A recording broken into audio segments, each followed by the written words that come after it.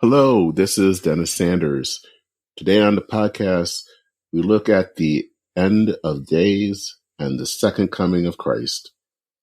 This is episode 148 of Church and Main.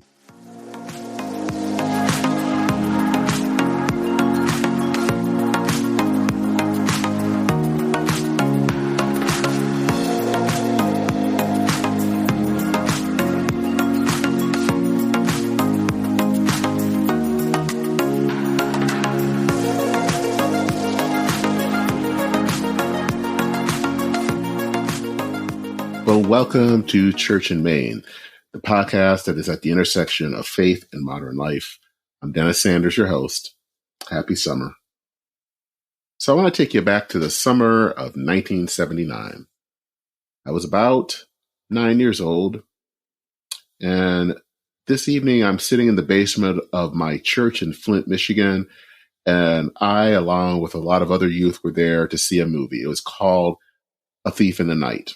Now, this was the first in a series of movies that was created by director Donald Thompson. And it's about these movies and there are four of them, I believe, were about the rapture and the tribulation. I always found this interesting. They were all made mostly in the 1970s. I think maybe one was maybe early 80s. This first one was made in 1972. It was a hit among evangelical Christians about talking about the end times and about how things would end. It was always an interesting movie because it's kind of talking about the end times. And this guy grew up and lived in Des Moines, Iowa. So I just always found it a little bit interesting talking about, the rapture and the tribulation, Armageddon and all of this taking place in Des Moines. Not the place that I would expect that all to be taking place, but, that's where it was filmed, so that's where it happened. But I remember seeing that film in 1979 and seeing it in the basement, and I saw one of its sequels a few years later, and both of those films scared me silly. I remember that night, I couldn't sleep. I was totally afraid that, frankly, I was going to be left behind, to use the phrase of another hit series of books and films on the end times, and that I was going to have to face all the horrors that movie talked about.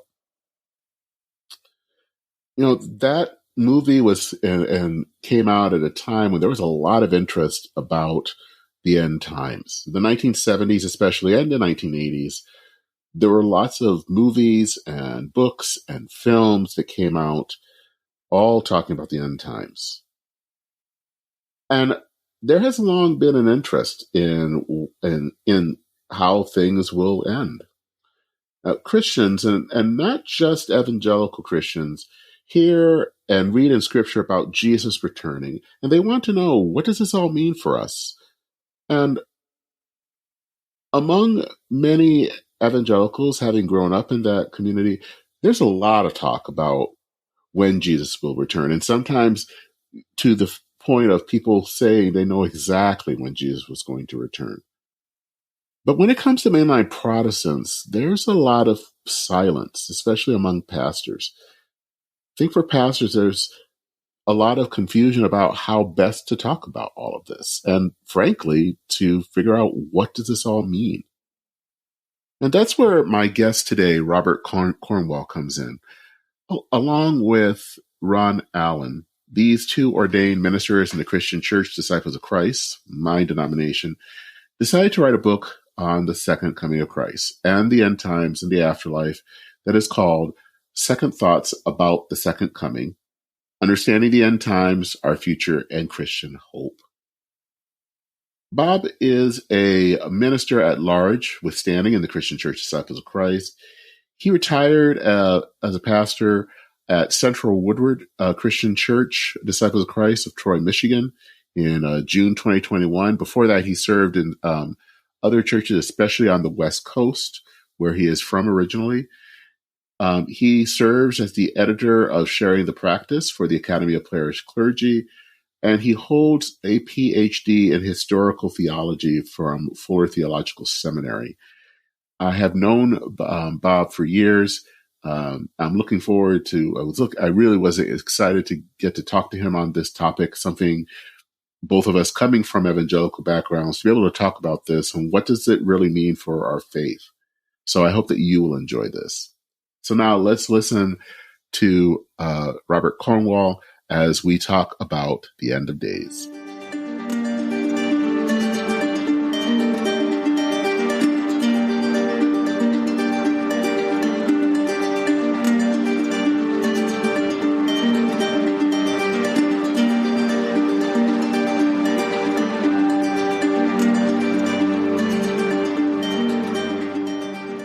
Well, Bob, I am glad that you are able to take the time to chat with me about your book, Second Thoughts About the Second Coming. I'm looking forward to having the conversation. So, one of the people that I actually like to read a lot and listen to on podcasts is Jonah Goldberg. If you're familiar with him, he was from National Review and now on the Dispatch. And one of the things he likes to do on his podcast whenever he has a book that he wants to talk about is to simply ask the most basic question, which I will go ahead and ask you right now. What is your book about? Okay. So the title is Second Thoughts About the Second Coming. So that would give you a clue that the book is about the second coming. However, the subtitle gives a little more clarity. It's Understanding the End Times, Second Coming, our future, and Christian hope. And I think that in many ways, that's that last piece of it, the Christian hope that we hope, Ron Allen and I, as co-authors of the book, want to communicate.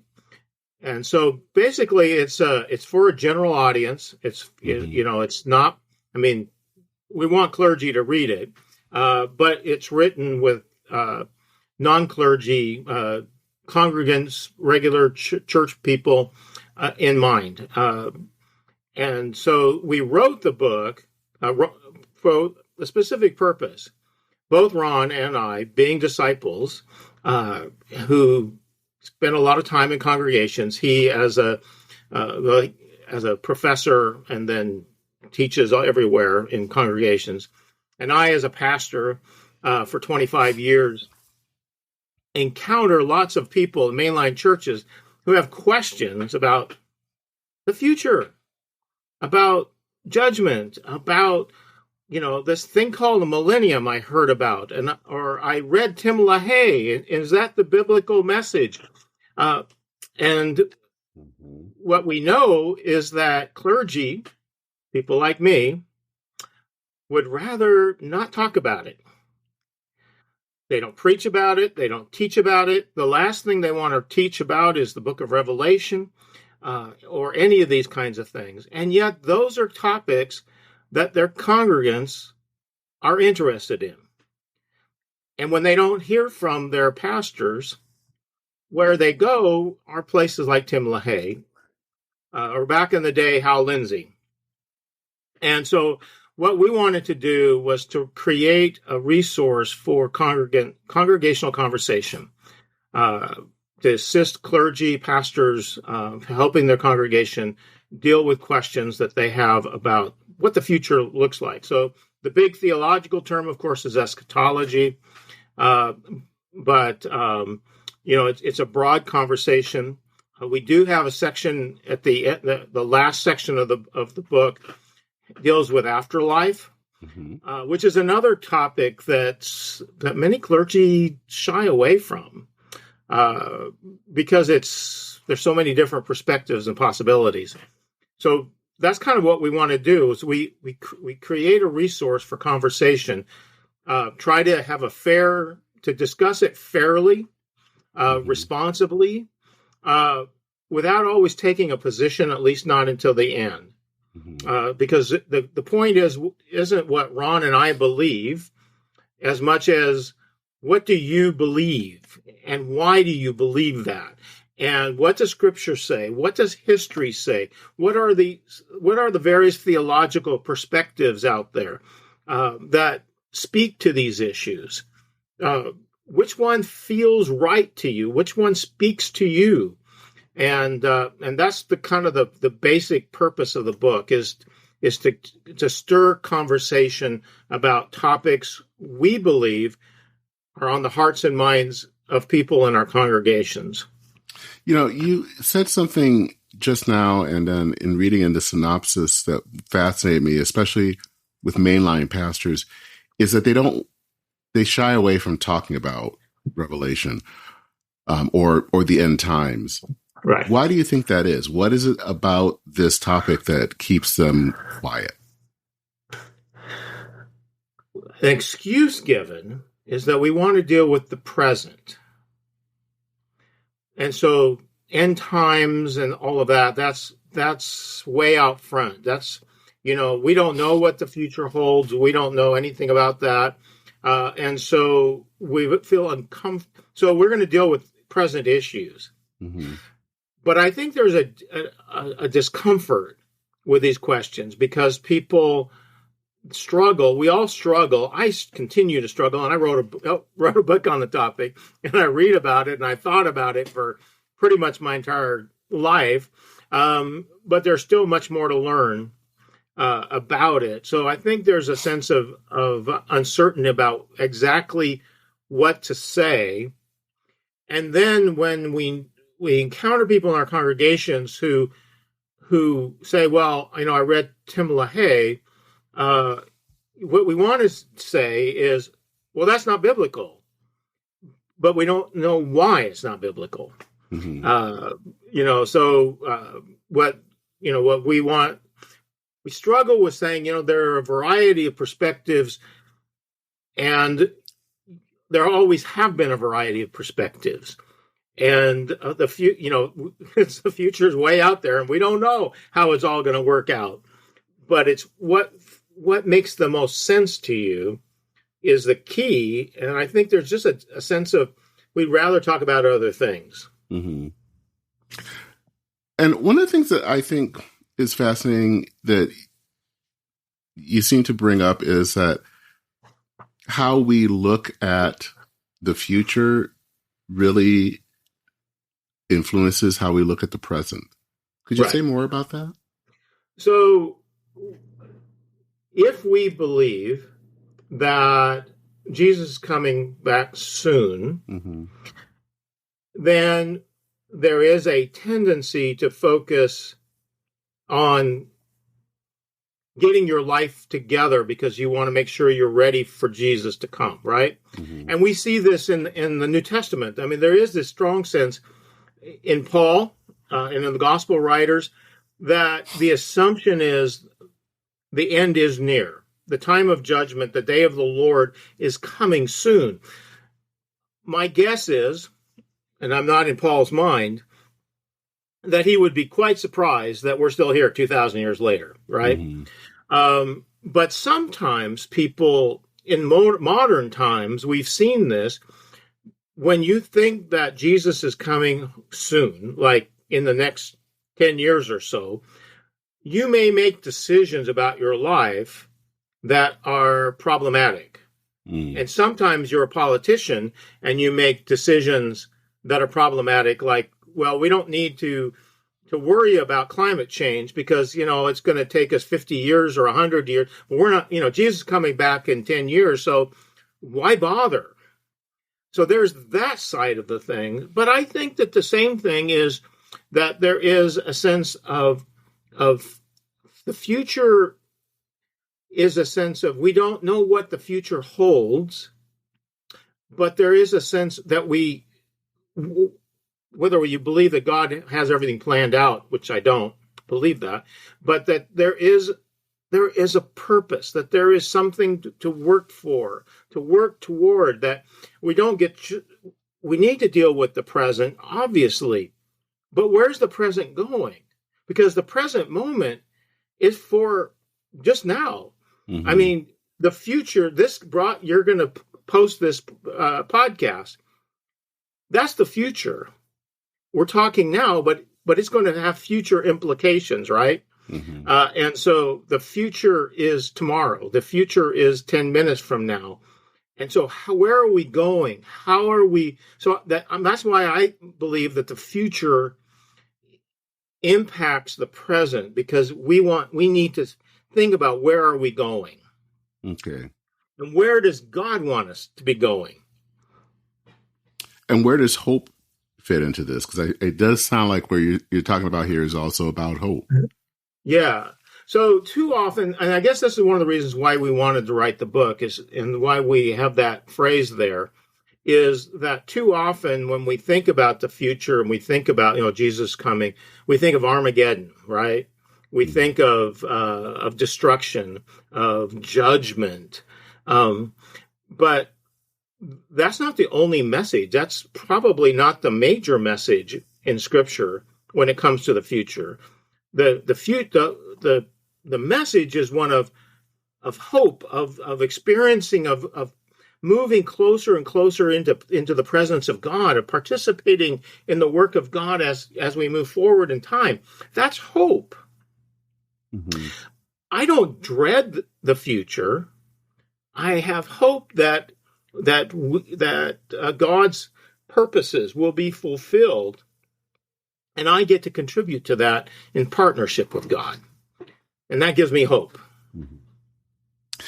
Yeah, I think one of the things that I find interesting about the end times, and I think one of the things that we may want to do is also do a little bit of vocabulary, just because there are some, I think, $10 words in there that it helps for people. Which is why we have a glossary. yeah, because it does help, and maybe we should just go ahead and do that, because there are two words that I think, one is we use it a lot, but we don't really understand its roots. And the other one is a word that, if you're not a theologian, you may not know it that much. So maybe we should kind of talk about that. The first one is apocalyptic. Everyone hears that word, and I think we all think we know what that talks about. And then the second word is the big $10 one, eschatology. Right. What do those two words mean, and what are their significance here? Right. So when we think of apocalyptic, we think of disaster. Apocalypse Now, a famous movie of yesteryear, that of Armageddon. It's going to be destruction. The word apocalypse is simply revelation. It's the revealing of God, and so. It's the literature that speaks. Daniel is the key Old Testament book. Revelation is the key New Testament, but is revealing the purposes of God. So that's basically what Now, to be honest, to be upfront, apocalypse and the revelation of God does often have something to do with judgment, right? Mm-hmm. So there's that, but it's not necessarily. It's this apocalyptic literature, if we look at it, like Daniel, what is Daniel trying to do? Daniel's trying to speak to a people being persecuted, saying, God's present. Don't worry. God's going to take care of things. Revelation's kind of doing the same thing. And so it's revealing what God is doing and what where things are going, in a sense. It doesn't necessarily have to do with disaster, though that's the kind of the way we use it. Now, that other word, eschatology, is simply the study of the future. I would say this the study of God's future.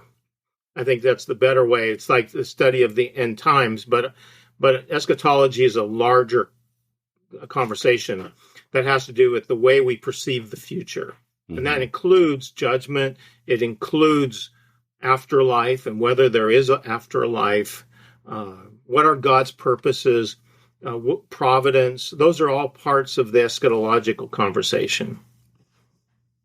So for me, in growing up, and I think knowing a little bit about your own past, there's just something similar, is that I grew up mostly in the 80s, but a lot of and an evangelical culture, and a lot of that culture kind of was actually the 70s kind of bleeding into the 80s. And so that was, as you talked about the late great Planet Earth with Hal Lindsey, I also am familiar with the I Wish We'd All Been Ready by Larry Norman. They were Norman, yes. Yeah. And I remember watching a few of the films of A Thief in the Night and that whole series, which kept me basically awake for several nights as a young teen. And so I think in certain parts of our faith of Christianity, there is a way of understanding the end times. Mm-hmm. How is that different than what I think this book is trying to get at? And maybe where where do they agree and where do they diverge? Right. So, Dennis, you grew up in the 80s. I grew up, my coming of age was in the mid 70s. And I was at a Pentecostal church in Oregon, and Keith Green came to town. Mm-hmm. Barry McGuire came to town. Eve of Destruction in the 60s was an anti-war song. When Barry McGuire sang it in the 70s as a Christian singer, it had to do with the end times that we're nearing that. I remember my friends and I we would at our church we would stack the chairs in the sanctuary, like we would stay overnight in the church, believe it or not, without any real supervision. But we would stack and we'd climb on top of the chairs and jump off and have rapture practice. And we were true believers. I mean, I read Hal Lindsey, and he said that we would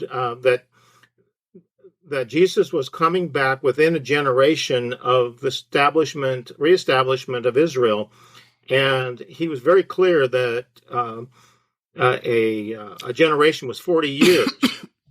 Which, you're 1975, 76. That means you've got 12 years left of life. Mm-hmm. Somewhere in the next 12. And we truly believed. I mean, we bought into it until 1988, and it didn't work so well. Then, of course, by then I'd long since given up on that. But that's kind of the ethos that I came into this conversation with growing up. What's funny is that Ron Allen is a true blue disciple from Missouri. Mm-hmm. He had none of that, but growing up, wow. That was not a conversation they had in his church, in a disciple church in Poplar Bluff, Missouri. So there is we've had an interesting conversation about our paths. So part of it for me is a response to that portion of my life. Mm-hmm. I mean, that's for me is a sense of I've been there. I know where the thought is. I know why people think that way. I know how you can get sucked into it. And so we want a broader conversation. But what's interesting is that that was like that dispensationalist, premillennialist idea. But you and I are disciples, and Alexander Campbell was a post-millennialist, which was very prominent in 19th century America. And the idea was that it's it is manifest destiny is an expression of that, is that the world is going to get better and be Christianized. It supported mainline Protestant missions in the world, this post-millennialist idea, which is very different. But what's interesting today is some of the Christian nationalism that we see, and that's one of the reasons why we wanted to address some of this, is that there are many of the contributors to the Christian nationalist agenda are post-millennialists, even though many of the churches that endorse it are premillennialists. So there's this kind of mixture there.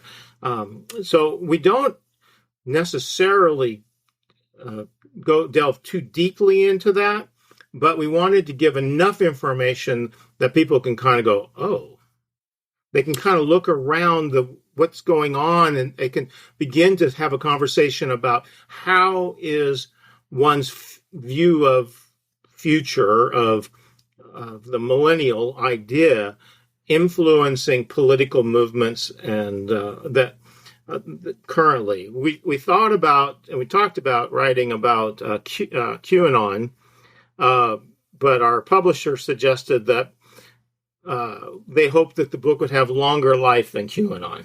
Mm.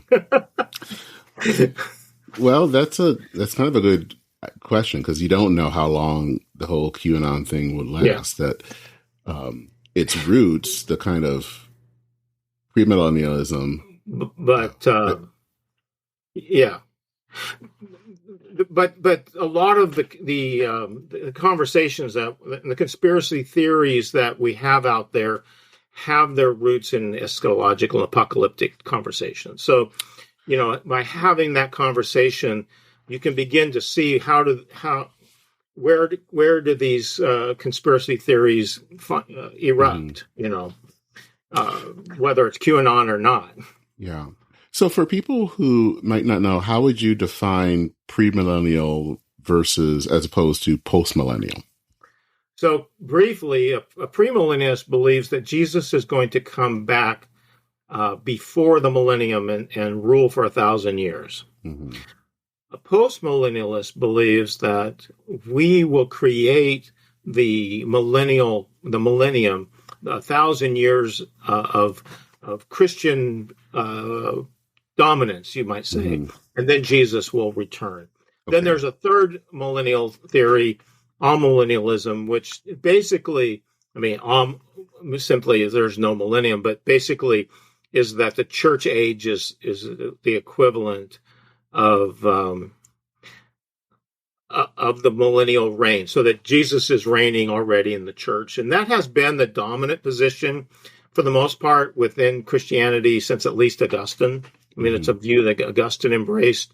The reformers, for the most part, did, though some of them toyed with postmillennialism, but amillennialism, Calvin, Luther, they kind of they were very much Augustinian. So that's been mm-hmm. kind of the dominant perspective in the church more broadly. Premillennialism tends to emerge in times of difficulty because people get antsy and anxious about what's going on in the world, and they're hoping Jesus will come and rescue them. Mm-hmm. And so that's it pops up regularly in difficult times. Postmillennialism tends to dominate in times when everything's looking good. And so, 19th century America, especially post Civil War, the idea that, we've abolished slavery, and now it's time to move on and to Christianize the world, because that's what we can do. America's, mm-hmm. God has a plan for America, and that is to get the word out across. We take Jesus and Western civilization, and we'll create a world where Jesus can rule. Mm. I think it is interesting that, again, the 70s and 80s was, I think, a big premillennial era. That was the Cold War, I think, was the big driver of that. Yes. So, and I'm curious if that's happening again with some of what we're seeing, but you also mentioned kind of Christian nationalism being more post-millennial, which then makes me kind of wonder. Yeah, the key contributors, Rousas Rushdoony, and people like that. I think Gary North is another one that have laid kind of the foundations for the theological foundations. Tend to be postmillennialists, mm-hmm. But for whatever reason, they've mixed in with the premillennialists. It's an odd combination because they're kind of opposite each other. Mm-hmm. But I think that there's this sense of take premillennialists basically look at the world and it's like it's going to hell in a handcart and there's nothing we can do about it, right? Christian postmillennialists believe that we can create a Christian identity, a Christian nation, a Christian world, and it's our responsibility to do that.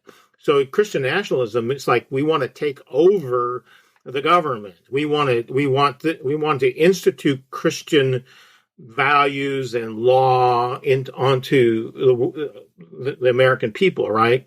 And that has its roots in postmillennialism more than premillennialism. Okay. So probably one of the things that I'm fascinated also is this focusing on eschatology, and of course then having clergy that we just don't know how to sometimes bring this up. Right. What is the effect when people can get a proper understanding of the end times or eschatology, of what that actually means for our faith and how we express that faith? My hope, there's that word hope, is that number one, we will kind of recognize that, and this is the historical part, is that we've been here before. Like, that we've been here many, many times before. And so that might give us a little less anxiety about the future. The biblical authors spoke to the future and what the purposes of God. And they might have thought that, Paul might have thought, it's like, this is going to take place in the next 20 years or so. But we can look at that and see, that God is with us in all of this. And that just gives us a little less anxiety, number one. Number two is that what I find interesting is that movements like liberation theology are eschatological in orientation. They're definitely they're thinking about where's God working towards the future, and that we are called to engage in liberating movements. And we have a brief section on that. Jürgen Moltmann is a important theologian. Talks about the theology of hope is rooted in God being out in front of us. In the future, process theology has an eschatological dimension to it. So you have all these, these are mainline theologies that are out there. They're not right-wing theologies; they'd be considered left-wing, but that they believe that God is out in front of us, inviting us to move forward and go into the future. So I think for me, that's the key piece, is that it's not like God is only with me right now, or that God's stuck in the past, but God is out there in the future, out ahead of me, beckoning me to come and join in God's work. So that's kind of I think is a hopeful kind of piece, is that God is setting the path for me, even if, and I'm kind of an open theist kind of person, so I don't believe that the future is totally written. But I do believe that God is. I don't think God's making it up as God goes along. I believe that God has, as I would do. It's like if I'm going to drive to California, I may move around, but I know where I'm going. I'm going to go to California. It may take me longer than I expect. I may stop different places, and I may take some exits I hadn't planned. Maybe blow a tire along the way. But I know I'm going to California, and I kind of feel like that's the way it works with God. God is there, but God works with us in our variety of ways of stopping and starting and going the wrong direction. Does that make sense? It does. And it was interesting in talking about liberation theology and eschatology. And at first thought, that doesn't seem to make sense. But what I understand about liberation theology, I think what I understand a little bit from my own understanding of Black theology, which is a liberation theology, Right. that, there is a sense of hope, a sense of God working in the future, that what we're seeing now is not the only thing that's all that there is, that Right. this isn't the end of everything. Right. Yeah. If I can put it that way, but that the end is different. It can be different. Right. Yeah. And there's a lot of Kesamon and Moltmann, were influential on some of the movements. James Cone says that Kesamon was the only European theologian who got him. So, which I find interesting. And Kesamon's theology, like Moltmann's, was future oriented. Mm-hmm. So where does judgment fit in when it talks about eschatology and apocalypse and end times and all of that? Because, growing up, again, that was also a major part of it. But that is a part, if you read books like in the Bible, such as Revelation or Daniel, judgment does fit in there. What does that mean? Especially for progressive liberal mainliners, this whole idea of, loving God and justice, the wrath of God. We would rather not have that conversation. I tend towards universalism. And my thinking on that, especially in recent years, has been influenced by my forays into Eastern Orthodoxy, in terms of not in terms of becoming Eastern Orthodoxy, but reading Eastern Orthodox theologians, and the idea that really goes back to Origen, but is people like Gregory of Nyssa and others reinterpret that in less problematic ways, I suppose, than Origen, but that we're moving toward that ultimately that there will be the restoration of all things. Mm-hmm. Origen had this idea, and it was funny. I was on a different podcast and talking about what had to do with hell, because I contributed a book about deconstructing hell. Is that Origen and others like him believed that ultimately evil cannot exist. Ultimately, it has to go away. But we won't go away, but evil does. So that which is evil will be purged from us in some way. And so I made the comment, if you look at historically with the question of hell, and we don't get too much of that into this book, but it kind of addresses the conversation here, is what's interesting is that when we get to the Reformation, the Reformers basically took wholesale medieval understandings of judgment, right? That there would be judgment, and basically the two options are heaven or hell. Mm-hmm.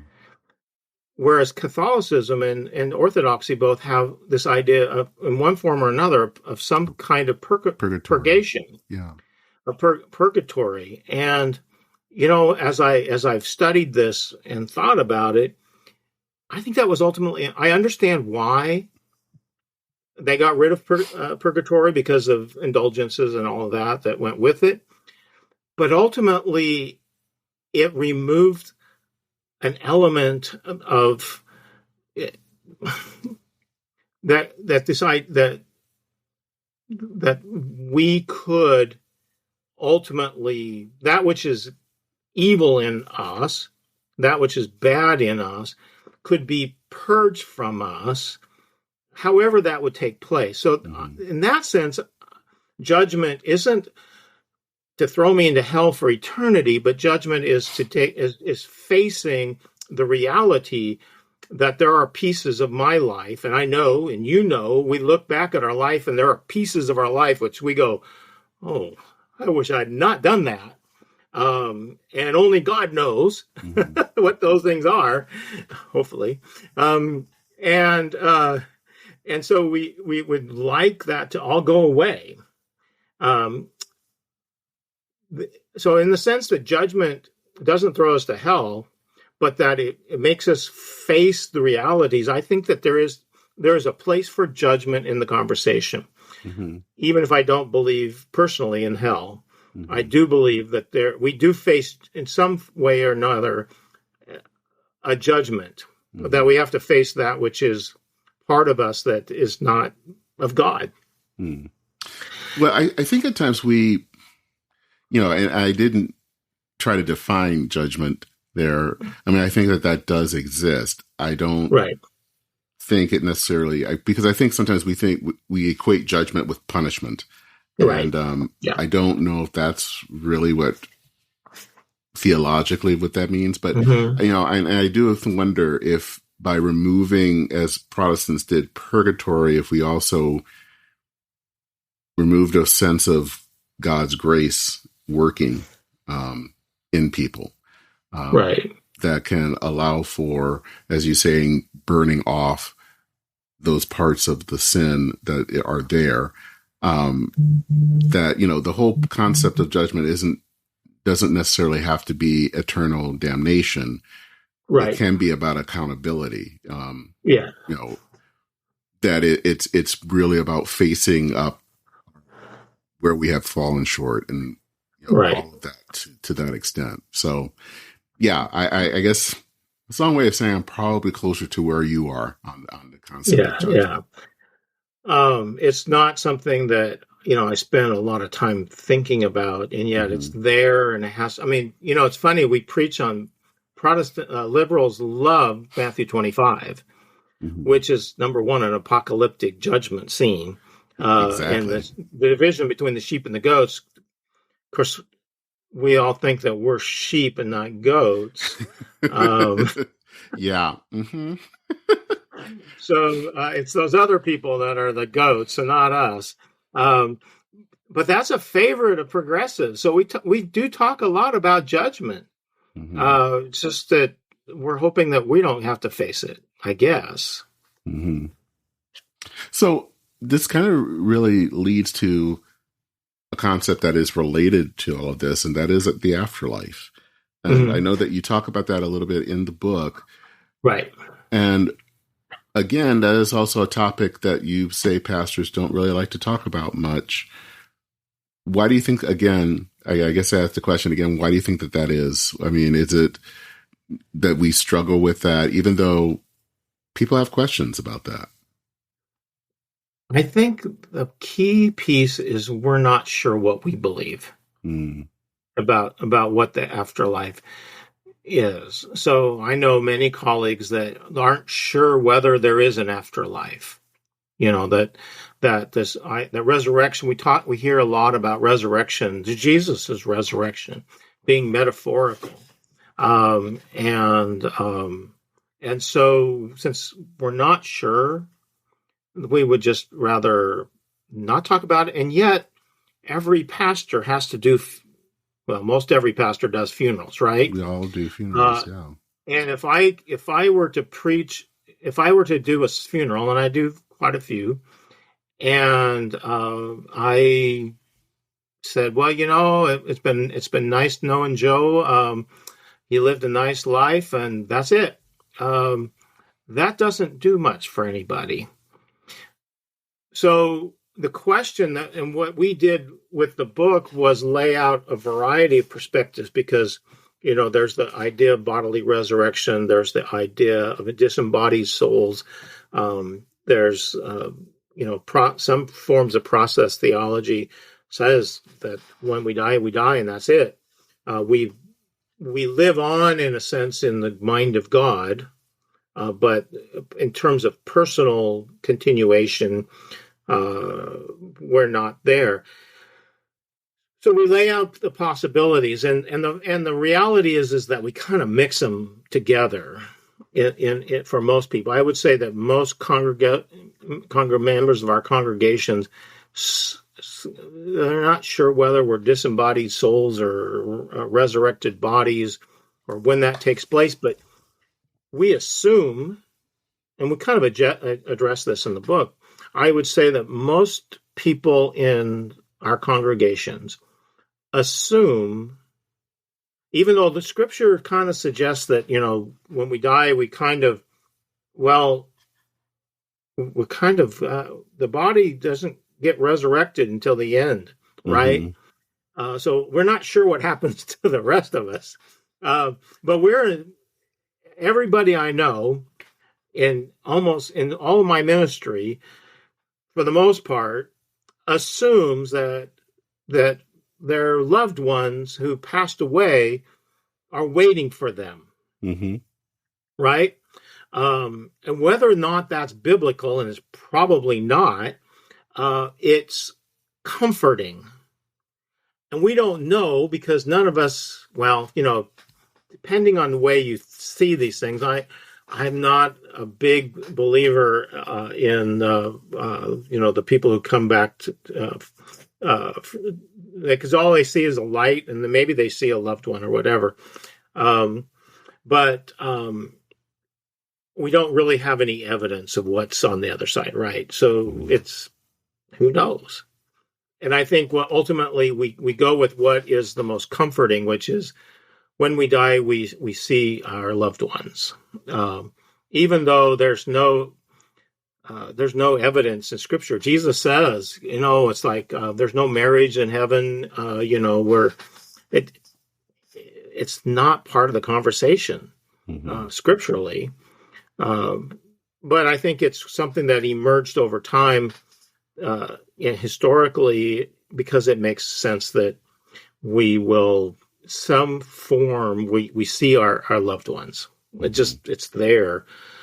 And who am I to say you're wrong? Because I don't know. Mm-hmm. So I, as a pastor, I try to bring comfort and say, I believe in the resurrection. How that all works out on the other side, I have no clue. Paul talks about spiritual bodies. Don't know what those look like, but in the Gospels, Jesus kind of walks through walls and stuff like that, and appears suddenly. Mm-hmm. I don't know. We don't really know all of that. I think it's one of those things that it is taking it on faith. Yeah. And that's kind of what we do, is kind of like, here are some of the possibilities. What makes sense to you? Ron and I aren't, I think I'm more of a traditional bodily resurrection kind of guy, and Ron's more process, and so that's not necessarily where he's at. Mm-hmm. So it wasn't like we had a position that we wanted to lay out on people, but say, here are the variety of ways, and which one makes the most sense to you, and ultimately I think people choose the one that gives them comfort. So as we kind of wrap up here, one of the things though that and you kind of just mentioned it, and it fascinates me, is that both you and Ron Allen, who you have wrote this with, in some ways come from very different backgrounds, right? And have very different understandings of Scripture and these topics. How are you able to kind of work together on this and to enter into kind of dialogue into these topics? So part of it is Ron and I've known each other for a long time. This book emerged out of, this was during my sabbatical in 2019. Ron was up doing a workshop at my church as part of that, and we were having breakfast. And Ron said, we should write a book together. And Ron had just published a commentary on Revelation. And I said, what if we wrote a book on eschatology?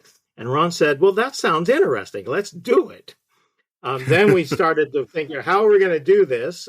We approached one publisher that we won't mention, but they decided that they didn't want to go with us. And then we went to Westminster John Knox, and they said, yeah, we like the idea. And what we really want is a book that will be for that can be used in congregations. They wanted something that they could sell two churches for congregational study. So they were very insistent that we pitch the book at a certain level. Mm-hmm. So we approached this. One is Ron is a biblical scholar and I'm a historian. So he wrote the biblical portions, the first draft of the biblical portions. I wrote the first draft of all of the historical sections, and that's like 3 chapters. So it's a fairly substantial part of the book, which I don't know that you see many, especially for a congregational study, that you would see sections that are as focused on history. But we believe that the historical portion was really important. And then we kind of divided things up in terms of who was going to write about what, and then we then went over each other's work. So I read over and made comments about the biblical portions and raised passages that I thought might need to be addressed and things like that. And he raised questions about this historical part. And then, of course, with the millennials, it was funny because I wanted to make sure that we distinguish between historic premillennialism and dispensationalism. And that wasn't something Ron just thought dispensationalism and premillennialism, they were one and the same thing. I said, no, there's those two different things. And so we had a little bit of go around there. But basically, partly because the way we had approached the book as one where we weren't imposing a position, it allowed us to bring both of our perspectives into the conversation without it becoming a problem. Perhaps if we were dealing with something where we needed to come up with the same perspective, a more of a polemical book, that might have been more of a problem. But Ron and I have worked together on things before, and we're friends. So it just was one of those things that it was a fun. I think if you ask Ron, and I would say the same thing, this was a most enjoyable project. We both thoroughly enjoyed the process working together. This is the first time. I mean, I've edited a book in partnership with another. I've co-authored articles, but in writing and co-authoring a book like this, it's just substantial. It's not a long book, but still a substantial book. You have to bring your personality into the book and all of that. There is a few challenges there, but it was fun. I mean, even though it's the second thoughts about the second coming, it's we had fun doing it. Well, it sounds like it. And like I said, I think that this is going to be an important book for people to read, especially now, and a way of really kind of grappling with this issue that I think it's just human to figure out how is this all going to end. And, yeah. So I think that this is whether Jesus is going to come back and bring it all into in an end day of the Lord, or whether we go until the sun burns up and we burn up with the sun, which you and I will long be dead and hopefully somewhere else. Who knows? There is the science does say that there will come a time when the sun will get so large that it will take over and eat us up. But I don't think that'll be in our lifetime. No, I think that's a safe bet. So if people want to find you on the internet, where can they find you? So I blog my blog is called Ponderings on a Faith Journey. So it's bobcornwall.com. That's a good place to go. I do, as you know, Dennis, I do some lectionary stuff, and then I review books. Those are the two main things that I do. And then other times when I have time and energy, I opine on other things. You can find my author page both at on Amazon and at Goodreads. So you can, would love for you to your listeners to subscribe to both of those. You can see all the books that I write and that no one reads. So I'm hoping that changes. So those are the main places. I'm on Facebook, Twitter, and places like that as well. All right. Well, Bob Cornwall, who is the co-author with Ron Allen, with Second Thoughts about the Second Coming, Understanding the End Times, Our Future, and Christian Hope. Thank you so much. If you are interested, I will definitely, for people who are listening, put the link to this book in the show notes. So definitely get it. And thank you so much, Bob, for joining us today. Oh, this was fun.